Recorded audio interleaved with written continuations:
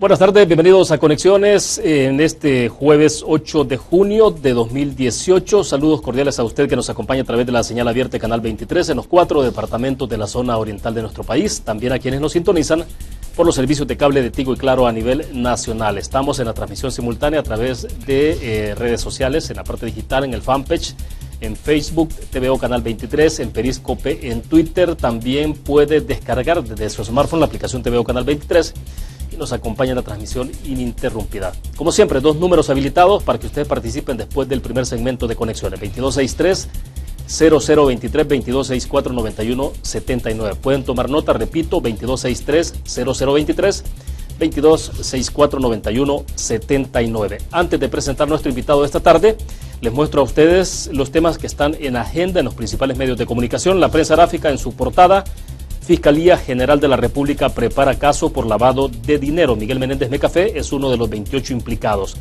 Expresidente del CIFCO está detenido en una sede de la PNC. Los políticos y gobiernos que avalan investigación a Mecafé y todos los casos que llevan al expresidente Mauricio Funes es como el detalle en desarrollo ya en las notas interiores de la prensa gráfica. Esta es la información que están desarrollando. Dice que el empresario Mecafé fue detenido como parte de la red que participó en actos de corrupción en el gobierno de Mauricio Funes. La Fiscalía se ha mantenido hermética para dar detalles de los demás capturados, procedimiento que continúa este día, y de hecho ayer a mediodía es que la Fiscalía General de la República ha dado a conocer un comunicado de solo unos 3 párrafos donde confirma que está el proceso, pero no da mayores detalles. Es decir, tampoco se dice quiénes son los capturados, el número exacto, pero obviamente que está ocurriendo algo, y ahí sí lo que tenemos a nivel de medios de comunicación es esa imagen que usted ve en pantalla, donde fue capturado Mecafé cuando fue llevado ayer durante la madrugada a la División Central de Investigaciones de la Policía Nacional Civil.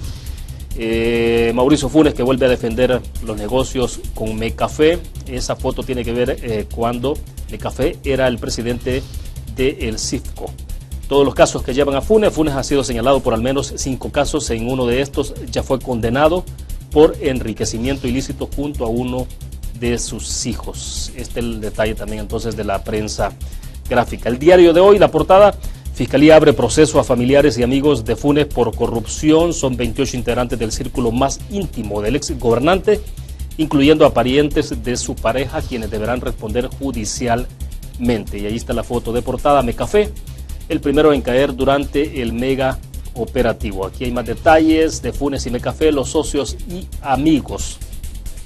Respuestas que ha dado el expresidente Mauricio Funes a través de redes sociales. Hay que recordar que él está asilado en Nicaragua. Entonces dice: Funes critica al fiscal y defiende a Mecafé. De hecho, ha hecho también señalamientos contra la embajada norteamericana al decir que prácticamente hay presiones directas de la embajada norteamericana sobre el papel del fiscal general de la República. Este es un tema interesante que el FMLN hoy fue a audiencia por revelar, o no revelar más bien, a sus financistas, pero no solo se trata del FMLN, también está ahí el PSD, CD y GANA. Se ha negado a brindar información de sus donantes. La tragedia en Guatemala, que piden destituir a funcionarios, la controversia debido a que no se anticipó, o al menos no se hizo la evacuación a tiempo. Sin embargo, y esto porque hay un campo de golf cercano donde la gerente de ese centro pues sí decidió hacer la evacuación de inmediato antes de que Conred incluso anticipara que era necesario evacuar la zona, y no hubo ninguna víctima mortal en ese centro de golf.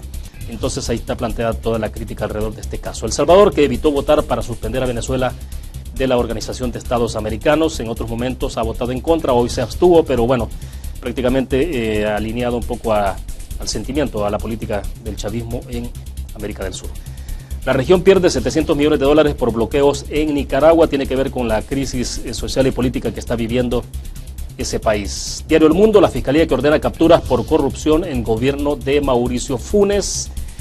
Piden investigar a causa de 100 casos de diarrea en el Instituto Salvadoreño del Seguro Social. Mientras tanto, a prisión 252 años por masacre en Quesaltepeque. Overmet, que le dio $125.968 a Bukele para la campaña electoral. Y esto es lo que tenemos acá. Es una controversia que se suscitó, dime y diretes un poco ahí en los tribunales, porque hoy por la mañana se intentó desarrollar otra vez la audiencia en el caso de Eugenio Chicas, que ha demandado por difamación a Nayib Bukele. y ahí hubo un encontronazo bastante fuerte. Lo que cita textualmente este tuit de Diario El Mundo dice: Eugenio Chicas, yo como hombre lo reto a que se someta a un solo examen, no huya, no sea cobarde. Bueno, ahí está, eso es lo que ha ocurrido. Está también ese audio y el video en redes sociales. Sobre el caso de Nicaragua, esto es lo que tenemos: las restricciones de visa para individuos involucrados en abusos de derechos humanos y la socavación de la democracia en Nicaragua. Es justamente lo que se ha dado a conocer hoy de parte del secretario de Estado de los Estados Unidos, que impone sanciones o restricciones de visa a varios dirigentes políticos, gente de gobierno, del gobierno sandinista allí en Nicaragua. Aquí está un poco el detalle de esa decisión que han tomado en Estados Unidos. Pues bien, ahora sí queremos agradecer esta tarde que nos acompaña en nuestros estudios acá en San Salvador Eduardo Escobar, representante de Acción Ciudadana. Eduardo, bienvenido, buenas tardes. Buenas tardes, William, gracias por el espacio, siempre un gusto compartir con usted opiniones sobre la política del país. Bueno, perfecto, entonces Eduardo, este día hubo prácticamente una sola audiencia, pero al final se dividió, debo entender, porque estuvieron presentes ahí representantes del PSD, de Cambio Democrático. Bueno, PSD fue el pasado martes, ¿no? Pero este jueves fue el CD, representantes de Gana, y el FMLN, alrededor de todo este tema, de si, obviamente lo que está al fondo de esto es el tema de transparencia y tiene que ver con el financiamiento, el origen del financiamiento de los partidos políticos. A ver, entonces, ¿qué es lo que ha pasado durante la mañana, Eduardo? William, el día martes tuvimos las audiencias contra 3 partidos políticos, contra Gana, CD y Partido Socialdemócrata. El día de hoy solo correspondió la audiencia contra el FMLN, solo para tener claro eso. En este caso, nosotros como Acción Ciudadana, desde el Centro de Monitoreo de Transparencia y Democracia, estamos realizando por tercer año consecutivo el monitoreo al origen y destino de los fondos con que los partidos políticos financian sus actividades. Es decir, quién les da el dinero y en qué lo gastan los partidos, básicamente eso. En esa medida le pedimos a los 10 partidos políticos con inscripción ante el Tribunal Supremo Electoral a que nos entregaran información sobre esos aspectos. Al final del periodo que manda la ley, nos encontramos con que 3 partidos no habían respondido la solicitud de información. Estamos hablando del partido CD, el partido Gana y el partido Socialdemócrata. Ellos no respondieron. El martes que fueron las audiencias tuvieron una actitud positiva de entregar la información y explicaron las razones de por qué no la entregaron. Tuvieron problemas administrativos por diferentes actividades que les impidieron entregar la información según lo que ellos expresaron. O sea, ese fue el argumento que... Ese fue el argumento que dieron, pero, por ejemplo, el partido CD entregó la información ese día. Tenemos que verificar que esté de acuerdo a lo que se solicitó. Los otros partidos quedaron en que iban a entregar la información, no sé si van a esperar la resolución del Tribunal Supremo Electoral para entregarla. Y el otro partido que no entregó completa la información fue el partido FMLN. O sea, cuando se venció el plazo nos entregaron parte de la información, pero omitieron entregar aquella que es, creo yo, fundamental en este tema de la transparencia, y es la que tiene que ver con quiénes fueron las personas que le aportaron al partido en 2017, y los gastos que efectuó el partido en 2018, en los 2 meses de campaña, y en 2017. Entonces, esa fue la audiencia que se tuvo ahora contra el FMLN por esas 2 ausencias de respuesta a la solicitud de información. Por ejemplo, ya en el detalle, ¿cómo debería ser entregada esa información? Ustedes lo que requieren ahí, si por ejemplo es el monto que se ha entregado, o más bien, primero, el nombre de la persona que donó, o claro, si es una empresa, no sé. Luego tendría que aparecer ahí la fecha del donativo, ¿a cuánto asciende el donativo, o hay otro tipo de información adicional? Nosotros le pedimos a los 10 partidos políticos el nombre de las personas que aportaron al partido, el nombre completo, el monto de la aportación y el tipo de aportación que se dio, porque recordemos que no solo hay aportaciones monetarias, claro, sino que hay aportaciones en especie.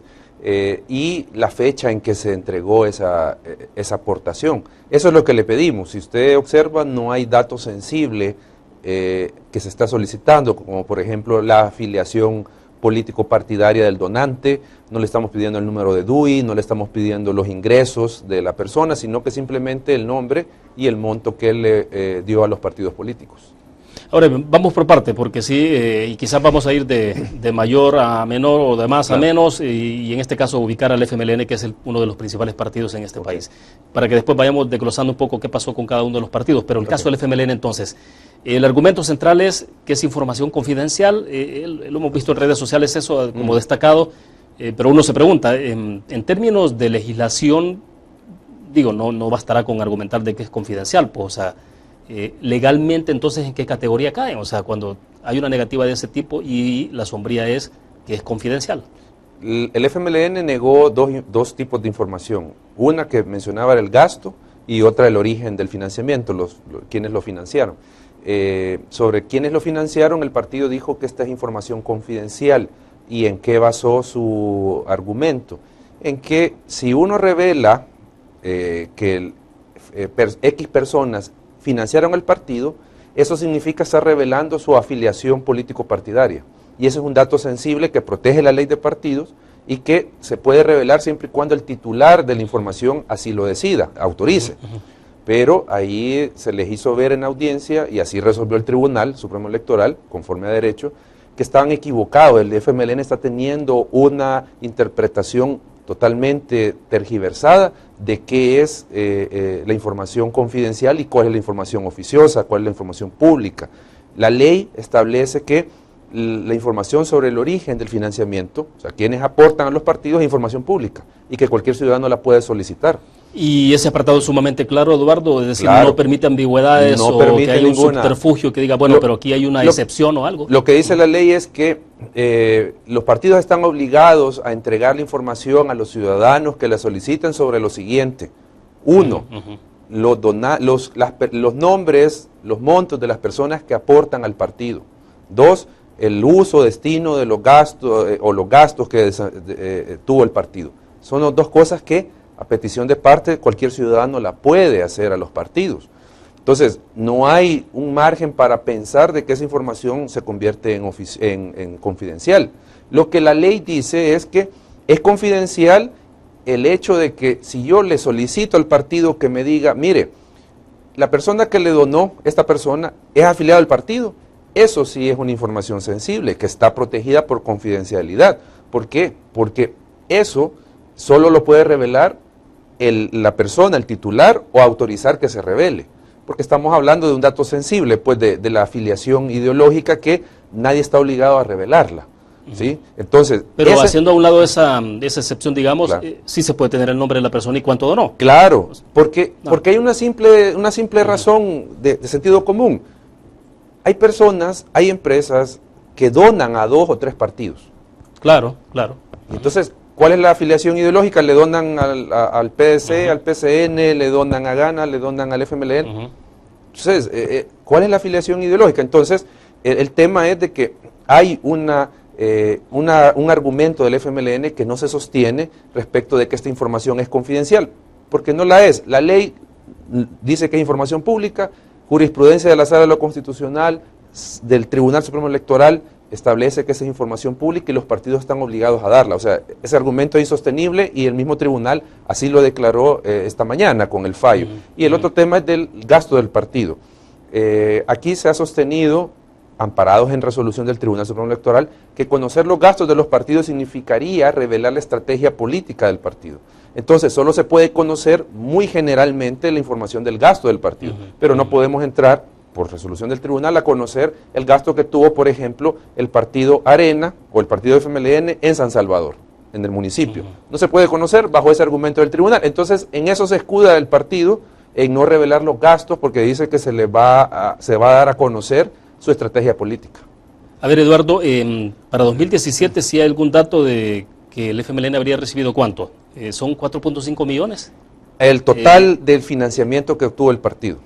El total, deuda política y si hay un desglose ahí, 2.9 en deuda política y 1.6 de ingresos privados. Así es, 1.6 de ingresos privados. O sea, ese dato sí se lo facilitaron. Eso sí lo facilitaron. Pero es un dato grueso, o sea, sí, sin desglose, sin... claro, pero no nos ha dicho el partido... ¿Es muy irrelevante para ustedes tener ese dato así? No, es relevante, o sea, no es que estemos viendo de menos la otra información, pero de nada sirve tenerla si no conocemos de dónde viene ese 1.6 millones de dólares que tiene el FMLN, ni tampoco en qué gastaron la deuda política, por ejemplo, que es dinero público. Ahora, porque en el otro dinero es el tema del origen del dinero. Claro, es que aquí estamos en disputa, lo que se planteó el tribunal es la disputa por conocer el dinero, el origen del dinero y el destino del dinero. O sea, quién le donó al partido y en qué lo gastó el partido. Esa es la disputa que se tiene y que la tuvimos con el partido FMLN, Arena, Gana, PDC y PCN en 2016. Fue la misma discusión, si esa información era pública o no y se tenía que entregar. Ahora repite el FMLN en esa temática. Ahora, pero esto abre unas grandes interrogantes, ¿no? Porque inmediatamente uno dice, bueno, ¿por qué no entregar esa información? ¿Por qué considerarla confidencial? Sobre todo porque hay mucha suspicacia ya que tiene que ver con hasta dónde lo lícito de los fondos. Claro. Aquí creo que hay varios aspectos que hay que señalar. Uno, el que expresaron los representantes legales del FMLN, que revelar la identidad de quienes donaban les podía significar alguna afectación de índole laboral. Obviamente... Ahora, pero otros partidos ya lo han hecho. Sí, ya lo han hecho, pero interpretamos con lo que se dijo ahí, es que ante la posibilidad del cambio de gobierno, dejar a la luz pública quiénes son las personas que lo han financiado y que son empleados públicos, podría significar que estas personas puedan ser despedidas del Estado. Si hay un cambio de gobierno que no le favorezca al FMLN, o sea, que Partido Arena u otro llegue al Ejecutivo. Nosotros entendemos que por ahí va parte del asunto, de que no quieren dar a conocer esta identidad de los que donan porque son empleados públicos, muchos de ellos, y van a salir afectados con el cambio de gobierno. Bueno, pero sería confirmar entonces que también el gobierno se ha llenado de gente que clientelismo. Hay clientelismo. Y eso lo hemos visto a nivel municipal con algunos partidos que tienen muchas donaciones de militantes que son empleados públicos. Eso el Faro, por ejemplo, lo hizo ver con el partido Gana. Hay un reportaje de Gabriel Labrador donde él señala que muchos de los que donaron en 2015 al partido son militantes que trabajan en instituciones públicas, en alcaldías, en asamblea legislativa. Entonces, obviamente hay mucho de clientelismo en todos los partidos. En este caso el FMLN, que tiene el Ejecutivo, pues obviamente ha de tener una tajada mayor de personas que son militantes, son afiliados, que están dentro del Estado, que son empleados públicos y que están donándole al partido, porque el FMLN en 2015, si no me recuerdo, tuvo ingresos de cuota partidaria por 1.200.000 dólares, o sea, una cantidad sumamente considerable en cuota partidaria. Entonces, claro. ¿Cuántas personas están dentro del Estado, empleados por el Estado, que son militantes del partido y aportan cuota partidaria? Porque $1.000.000, $1.200.000 no se reúne tan fácilmente. O sea, saquemos cuentas cuánto tendría que dar cada persona, cuántos militantes tiene el partido. O sea, ¿me entiende? Hay un aspecto que hay que investigar. Pero todo esto quedaría más o menos a nivel de presunción. Digo, igual puede que el dinero no necesariamente venga de gente que está en el gobierno y que hay un temor de hay que una se conozca. Parte, hay una o sea, parte puede ser de otro origen, digamos. Pero que son militantes del partido.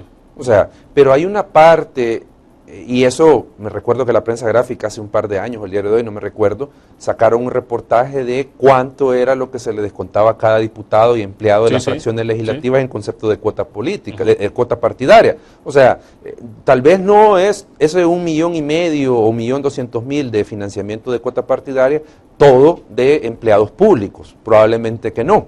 Pero ese es el tema, que como no conocemos quiénes son, no se puede hacer ese contraste de los listados de los donantes con los empleados públicos que puedan estar en una institución laborando. Claro, pero entonces lo que da esto, esa falta de información, de claridad o transparencia, lo que da lugar a la especulación. Sin lugar a dudas. Periodísticamente siempre decimos, cuando no se tiene la información, entonces viene la especulación. Sí. Y claro, no se justifica necesariamente, pero al final la gente tiene derecho pues a tener información, y si no la tiene, entonces viene la especulación. Claro, pero con lo que dijeron ahora los representantes del FMLN, creo yo que ya podemos ir dejando que es especulación y a ir aterrizando de que sí hay una cantidad importante de militantes del partido trabajando en el Estado.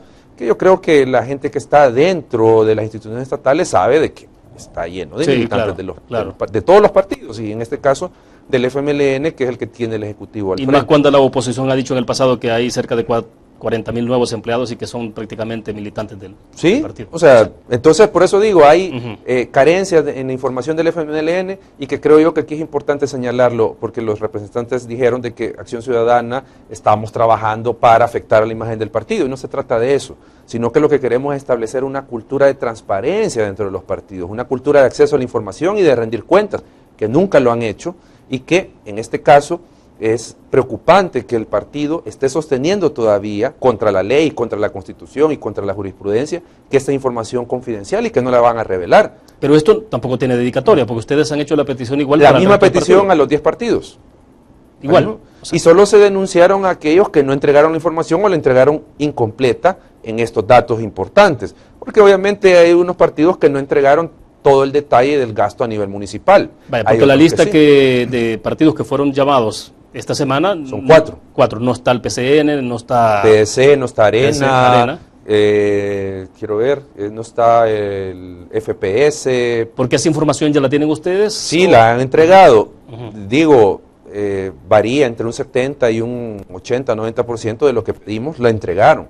Y nos pareció, tal vez no satisfactorio, pero con eso ya hay un dato que se puede trabajar. Pero en el caso del FMLN, que no tenemos en los listados de donantes proporcionados por ellos, no podemos hacer ninguna investigación, ninguna inferencia del tema de los donantes, no podemos cotejar si efectivamente ese listado coincide con el ingreso privado del partido, por ejemplo. Entonces, hay limitaciones de acceso a la información y digo, es preocupante que el partido esté sosteniendo ese tipo de argumentos. Y eso nos preocupa a nosotros como organización, que todavía digan que esta información es confidencial.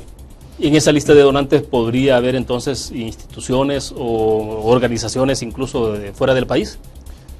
Yo creo que no van a aparecer ahí, si en caso lo hubieran, porque esas son, si uno revisa la ley, agencias de gobiernos extranjeros no pueden donar, por ejemplo. Entonces, si estamos hablando o pensando del tema ALBA que está donando, obviamente no va a aparecer ahí si en caso hubiese una donación de ese tipo para el partido. O sea, porque obviamente al ser una fuente prohibida de financiamiento no la van a cotejar. Entonces ahí se hace importante la capacidad del Tribunal Supremo Electoral de fiscalizar los gastos para encontrar una coincidencia entre gastos e ingresos, porque si hay más gasto que ingreso, ahí hay dinero no justificado que habría que investigar su fuente. Perfecto, tengo que hacer la primera pausa comercial. Cuando regresemos, a ver, es importante saber un poco cómo se agotan los procedimientos, en qué estado se encuentra, o sea, qué es lo que viene después. Si ya no se obtiene la información por esa vía, ¿qué? El FMLN podría recurrir quizás a otras instancias. ¿Qué es lo que ustedes están dispuestos a hacer durante el proceso? Y hablamos del resto de partidos políticos también, de cómo es la situación de cada uno. Vamos a una pausa, 2 números tendremos habilitados al regreso, 2263 0023, 2264 9179. Regresamos.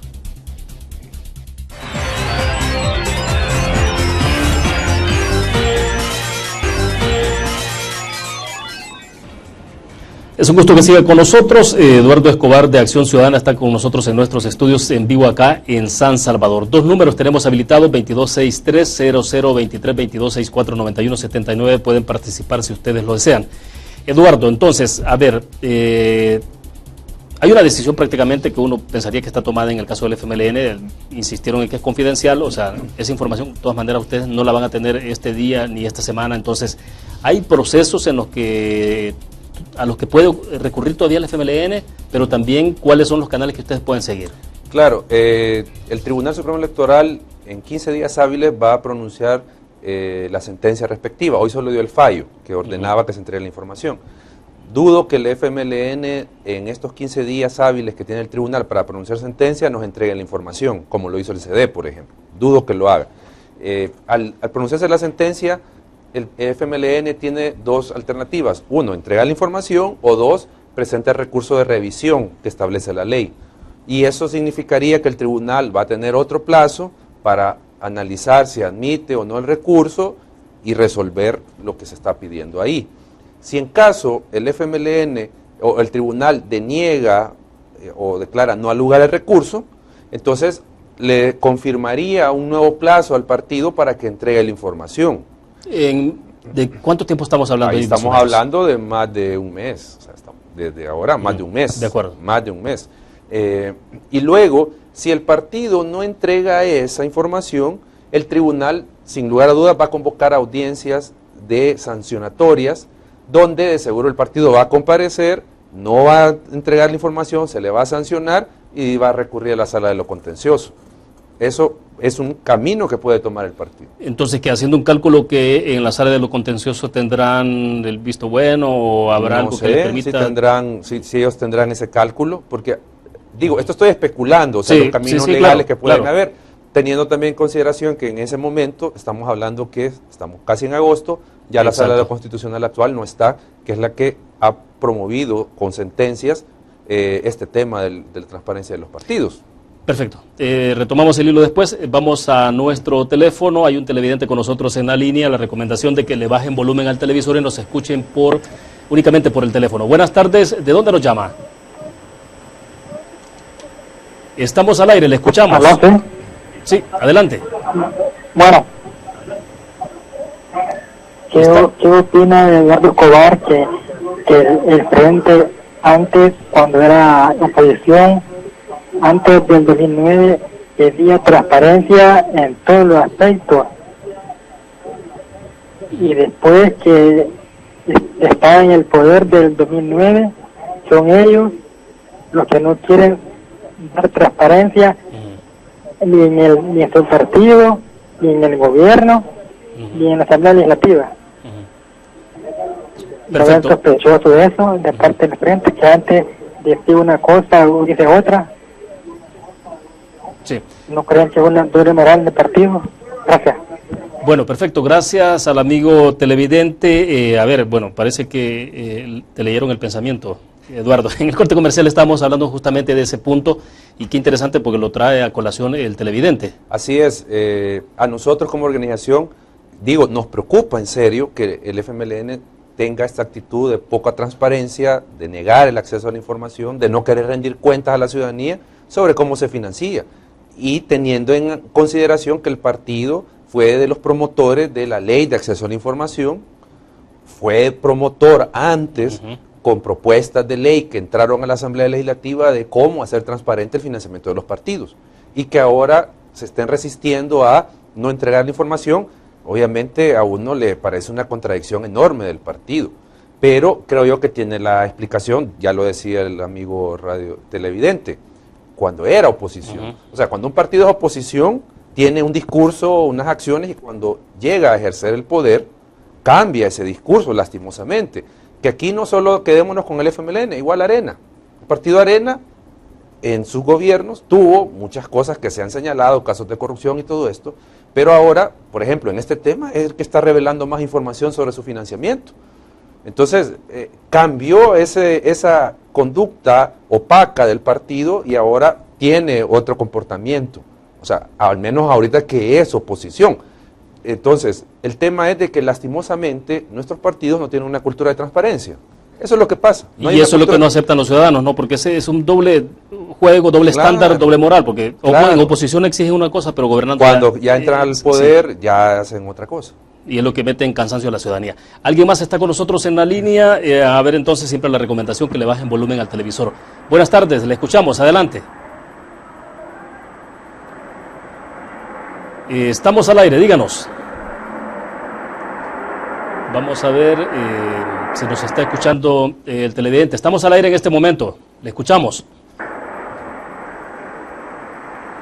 Hola, buenas tardes. Quisiera hacer una consulta con el panelista que está, con todo respeto, referente a que yo veo de que la ley de partidos políticos prohíbe de que reciban fondos públicos en las cuentas que ellos manejan.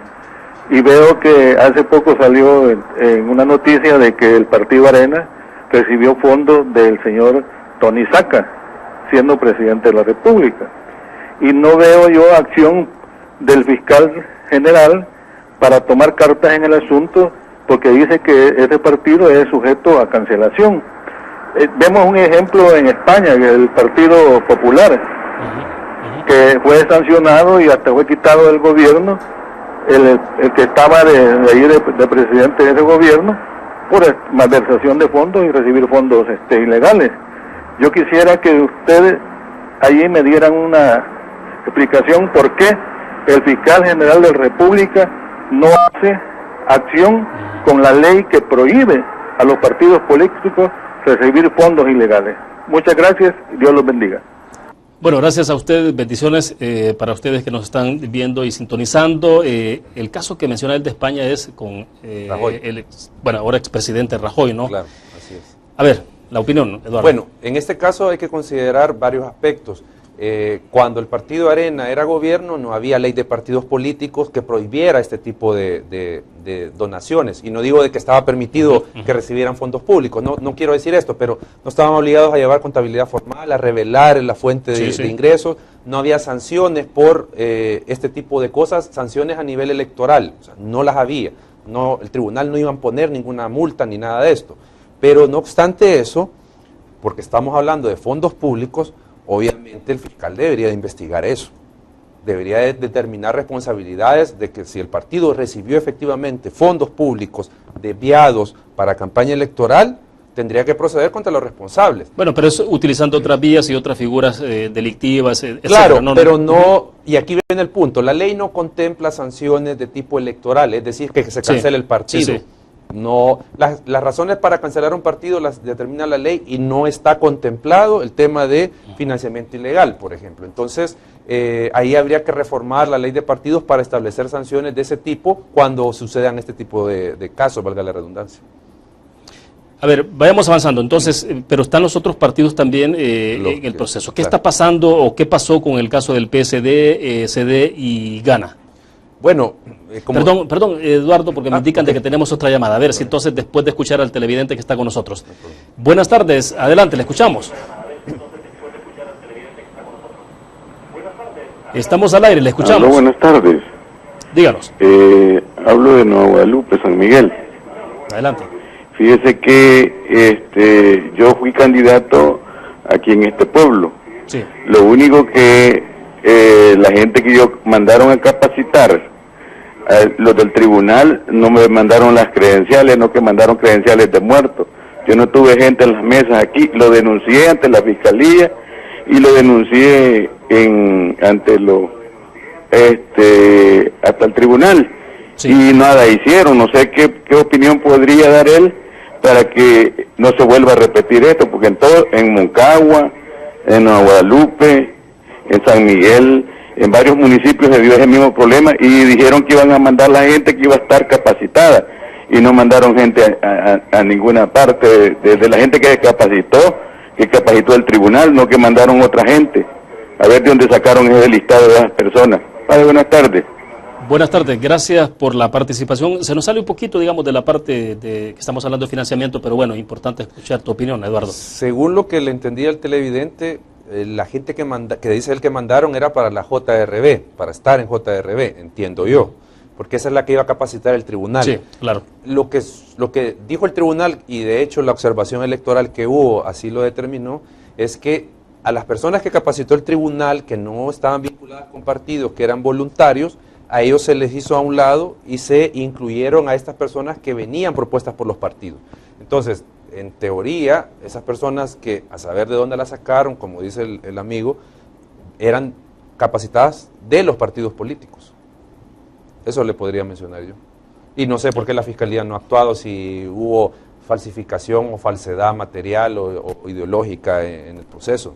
No sé, ahí sí no podría contestar. Obviamente, si hizo la denuncia, le debería dar seguimiento con la referencia que le dieron para ver en qué estado se encuentra la investigación. Perfecto. ¿Qué pasó entonces, ahora sí, con el resto de partidos políticos? Bueno, como los partidos no entregaron información, si se quiere, se simplificaba el asunto para el tribunal, porque era una falta de respuesta. Entonces, los partidos estaban obligados con el fallo a entregar esa información. El CD ya la entregó, como mencionaba antes. Si nosotros, porque no hemos podido verificar que está conforme, no hay problema, el CD informa al tribunal, y el tribunal a la hora de emitir su fallo va a tener en consideración que el partido ya cumplió, entonces no tiene ninguna sanción. El partido Gana y Partido Socialdemócrata, no sé si le van a entregar antes o van a esperar el fallo del tribunal, y de nuevo viene lo mismo, pueden recurrir ese fallo si no están de acuerdo, aunque en la audiencia expresaron que estaban de acuerdo con entregarla. Entonces, pensaría yo que tal vez esperan el fallo del tribunal y van a cumplir con el plazo que el tribunal les establezca, que pueden ser de 10 a 15 días. Perfecto. Tengo una inquietud y es, ¿para qué, o sea, cuál es la utilidad que tiene para Acción Ciudadana toda la información que están recopilando? ¿En qué se va a traducir o cómo la interpretan? ¿Qué hacen finalmente con ella? Tenemos a alguien más con nosotros en la línea. Después espero tu respuesta, Eduardo. Buenas tardes, le escuchamos. Adelante. Buenas tardes, estamos al aire. Buenas tardes, sí. Solo una referencia quería hacerle. Desde que, ¿cómo se llama? En este país tan chiquitito y tanto partido político inscrito. Y en esos países grandotes, que son grandotes, cantidad de gente, y solo hay 2 partidos, ¿no cree usted que eso deberían de tratar la manera de no tener tantos, deberían de haber 2 nada más? Eso es todo, gracias, muy amable. Bueno, perfecto. Gracias a ustedes por la participación. Eduardo, bueno, hay mucha discusión porque ahora a veces se dice, bueno, el tema del bipartidismo, qué tan saludable es, en otros momentos se dice, bueno, claro, hay que abrirse, pues, y que las opciones estén planteadas ahí, al final decide el electorado, pero esas son como visiones que hay. Claro, voy a ser breve. La Constitución plantea como uno de sus pilares fundamentales el pluralismo político, y este pluralismo político se puede manifestar en diferentes partidos políticos, en diferentes expresiones ideológicas. Entonces, por Constitución, digamos, puede ser saludable que exista esta cantidad de partidos porque expresan diferentes concepciones de la realidad en política. Entonces, ese es un tema. Ahora, si se quisiera cambiar a un bipartidismo, habría que cambiar las reglas electorales para generar un bipartidismo, y hablamos solo de 2 partidos. Pero actualmente el sistema, como es proporcional, genera multipartidismo. Si nosotros quisiéramos tener bipartidismo, pues establezcamos un sistema mayoritario, reformemos la Constitución y así probablemente solo hayan 2 partidos. Y en tu visión particular, ¿qué es lo más saludable para la democracia acá en El Salvador? Desde mi punto de vista, el pluralismo, la diversidad de opiniones. Y que sea el elector el que decida finalmente. Claro, o sea, eso es lo que para mí debería de continuarse fomentando, aunque desde la ciencia política hay cuestionamientos a este tipo de sistemas, porque dice, cuanto más se fracciona el poder, es más difícil tomar decisiones. ¿Por qué? Porque en la Asamblea Legislativa, veamos, ¿un partido puede tomar decisiones por sí mismo? No. ¿El partido del presidente puede tomar decisiones? No. Si nos remontamos, la última vez que eso podía pasar era en la planadora verde en los 80 con el PDC, que el partido del presidente tenía mayoría en la Asamblea. Pero luego no lo hemos visto, aparte de la época de conciliación, que teníamos una asamblea del partido en el gobierno.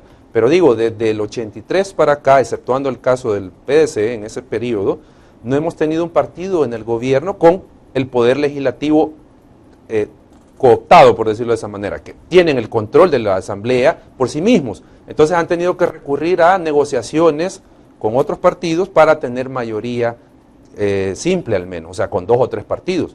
Alguien puede decir, bueno, eso complica la gobernabilidad y genera clientelismo, probablemente. Y eso es lo que hemos visto, porque ¿qué es lo que pasó en el caso del partido Arena con el PCN? Para que Arena tuviera gobernabilidad y tuviera 43 votos al menos, cuando era gobierno, en ejecutivo, era el PCN el que lo acompañaba. ¿A cambio de qué?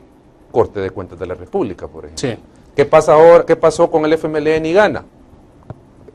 Corte de Cuentas de la República, de nuevo. O sea, da margen para negociar el que el sistema que está así actualmente, que fracciona el poder, no lo pone en una sola mano y genera estos efectos nocivos. Pero digo, estos efectos nocivos son por la cultura política que tenemos. Claro. Ese es el tema. Ahora, si extrapolamos esto en el caso de los consejos plurales a nivel municipal, ¿no? Claro. Al principio recuerdo que toda la discusión era que iba a ser ingobernable un municipio con esa nueva figura por el tema de cómo se adoptan decisiones.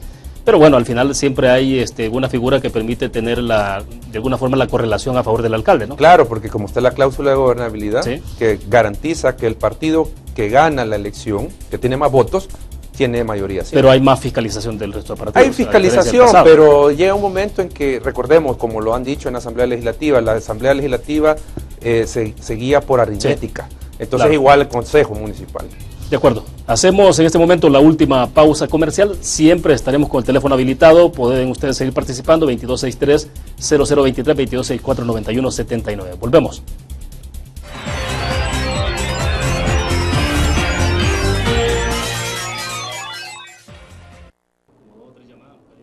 Sí, vi que estaba.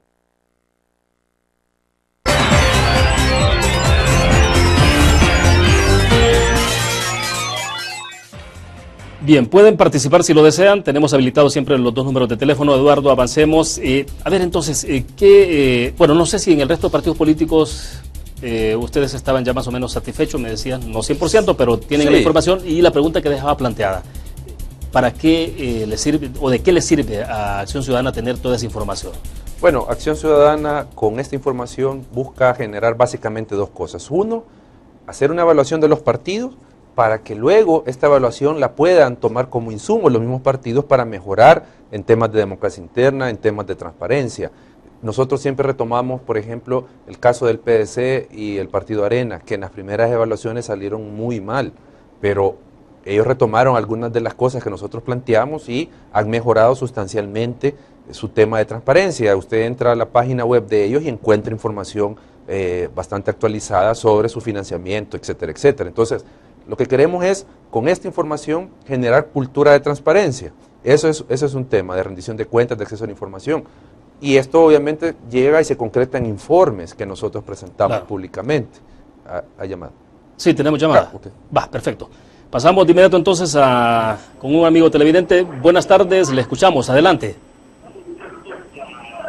Estamos al aire, le escuchamos. Buenas tardes, gracias. Sí, una sugerencia quería hacer llegar. Con eso de los partidos que van a quemar un gran montón de millones de dólares con ir a recoger votos al extranjero, ¿no creen ustedes que es suficiente con la gente que vemos aquí en el país para elegir nuestros gobernantes? Eso, ahí te lo dejo así, a ver cómo lo toman. Gracias, muy amable. Perfecto. Bueno, el voto en el exterior es lo que está diciendo el amigo televidente. Brevemente, creo yo que hay que reconocer que es un derecho constitucional que tiene cualquier salvadoreño y salvadoreña, independientemente del lugar donde resida. Ahora, lo que dice el amigo, estoy de acuerdo, se está utilizando una cantidad importante de millones de dólares para esto. ¿Por qué no avanzar, y aquí es el tema del legislador, a establecer voto electrónico en el exterior, por ejemplo? Eso ahorraría enormemente el costo del voto en el exterior. Entonces habría que buscar las soluciones tecnológicas para que el ciudadano en el exterior pueda ejercer su derecho y no le implique un costo excesivo al Estado. Veamos el FMLN en sus internas que acaba de realizar, hubo voto en el exterior electrónico. Entonces, ¿por qué no replicar esa experiencia? Así nos ahorramos tantos millones de dólares y le garantizamos el derecho a la ciudadanía que tiene por constitución reconocido. Y además de constitución, un derecho humano, digo, en términos de, bueno, son nuestros compatriotas en el exterior, sobre todo en Estados Unidos. Recordemos que son los que mantienen el país, mantienen las familias, o sea, el ingreso que proviene de ellos no está sacando a flote. Entonces, ¿cómo no van a tener derecho a decidir sobre quién va a gobernar y quién va a tener incidencia en la vida de sus familias? Porque ese es el tema. Sí, claro. Entonces, hay que asegurarle ese derecho y digo, buscando ese equilibrio entre el derecho y el costo para el Estado. Y el otro aspecto, William, que solo quería tocar brevemente, es que Acción Ciudadana, con la información, hace informes, ya lo mencionaba, que pone a disposición de la ciudadanía, tanto de forma digital como física, para que el ciudadano se informe de cómo están siendo financiados los partidos, cómo gastan, para que pueda ejercer un voto informado. O sea, porque ese es el objetivo, llevar la información al ciudadano para que pueda decidir de mejor forma cómo votar. Entonces, esas son, digamos, como las 2 cosas básicas que hacemos con esta información. Eduardo, ¿hasta hoy se podría afirmar o de alguna forma admitir de que efectivamente se ha avanzado en la materia de transparencia en el financiamiento de los partidos políticos? Con todo y a pesar de todo, ¿crees tú que se ha avanzado? No, hay avances, sin lugar a dudas. Tal vez no los que se necesitan a este momento, tal vez no los satisfactorios, pero sí hay avances y obviamente es relativo en algunos partidos. O sea, en unos tenemos más avances, en otros menos, pero en general... si lo comparamos a 2012, por ejemplo, que no había ley de partidos, que no había sentencia de la sala que les ordenara entregar esta información, pues obviamente hay una diferencia abismal de no tener ni tan siquiera el balance de los partidos, el estado de resultados, y el único dato que se podía conocer en aquel momento, si no lo declaraba reservado a Hacienda y no lo entregaba, era el del financiamiento público. De eso dejemos de contar, y ahora tenemos en algunos casos el listado de los donantes, los gastos de los partidos, cuánto reciben del Estado para financiar.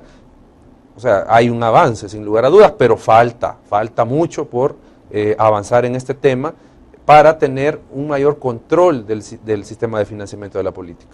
¿Crees que se está cerrando los portillos, por ejemplo, a la posibilidad de que pueda ingresar entonces a las campañas dinero producto de lavado, o corrupción, de narcotráfico, etcétera? Hay avances en el tema de publicidad del financiamiento, pero no hay avances en el tema del control del financiamiento. Y aquí es un tema de la legislación y es un tema de la capacidad del Tribunal Supremo Electoral.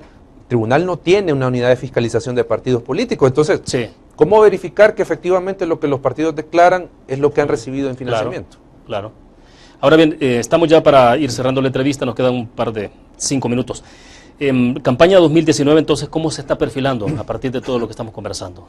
¿En qué condiciones se va a esa elección? En el tema del financiamiento, vamos de nuevo a una elección que no hay control efectivo sobre el financiamiento.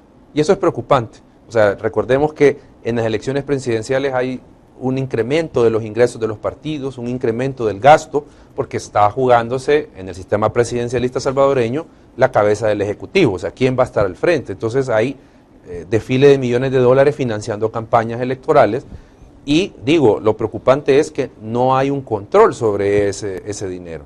Y ahora estamos viendo de nuevo problemas con la publicidad de ese dinero que financian los partidos. Y de publicidad me refiero a que se conozca quiénes están financiando los partidos y que se conozca el gasto.